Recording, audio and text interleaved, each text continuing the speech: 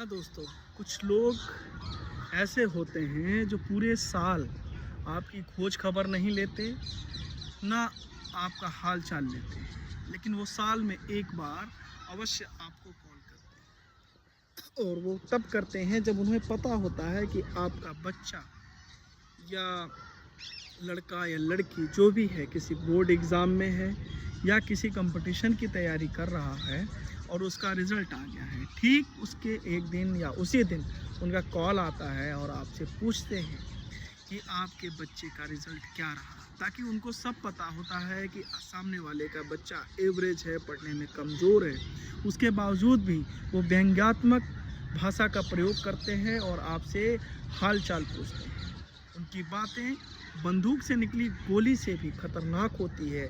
बंदूक से निकली गोली का दर्द तो सहा जा सकता है, लेकिन उनकी भाषा, उनके कटाक्ष जो बातें होती हैं उसको सहना असंभव होता है, जिससे आदमी फ्रस्ट्रेट हो जाता है और अपने बच्चों को, अपने परिवार को कोसता है और अपने बच्चों के मानसिक स्थिति पे वो असर डाल देता है, जिससे वो पूरे जीवन भर निराश रहता है। मैं आपको बता दूं, ऐसे लोगों की बातों को सुनकर आप अपने बच्चों को या बच्चों को उनकी बातों को सुनकर हताश निराश होने की कदापि ज़रूरत नहीं है, क्योंकि परीक्षा के अंक ये नहीं निर्धारित करते कि आप जीवन में सफल हो या असफल।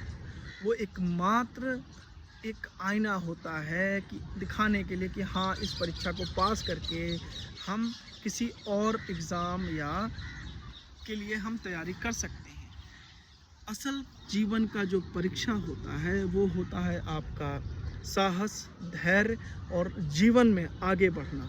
जी हाँ दोस्तों, हो सकता है उनका बच्चा किसी सब्जेक्ट में या किसी एक सब्जेक्ट हो जिसके लिए वो अच्छा प्रदर्शन कर रहा हो, अच्छे मार्क्स लाता हो, लेकिन आपका भी बच्चा किसी क्षेत्र में उनके बच्चे से कहीं गुना ज़्यादा होगा और उनका लड़का उस क्षेत्र में असफल होगा।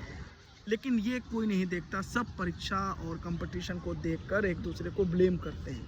मैं आपको बता दूं, हर इंसान, हर बच्चे के अंदर एक यूनिक पावर है, उसको अपने क्षेत्र का नहीं पता होता, इसीलिए वो भटकता है। हर इंसान के अंदर एक खूबी होती है, एक क्षेत्र निर्धारित होता है, उस क्षेत्र में वो सबसे अच्छा कर सकता है, लेकिन उसे ये नहीं पता होता कि हमारा क्षेत्र क्या है, इसीलिए वो परेशान होता है। तो मैं उन सभी माता पिता और उन बच्चों से अनुरोध करता हूँ कि ऐसे लोगों की बातों को सुनकर खुद को हताश, निराश और परेशान करने की ज़रूरत नहीं है।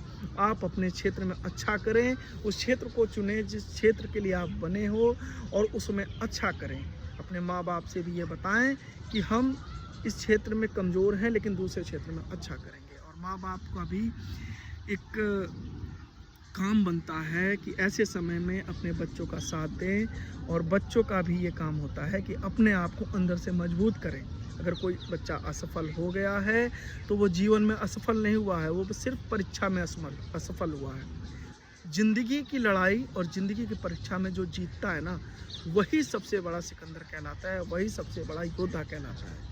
इसलिए परीक्षाओं के परिणाम पे जाकर आप अपने आप को परेशान ना करें, ना मानसिक स्थिति बिगाड़ें, आप अपने असल जीवन में आगे बढ़ें।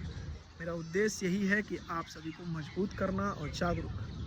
जय हिंद, जय भारत।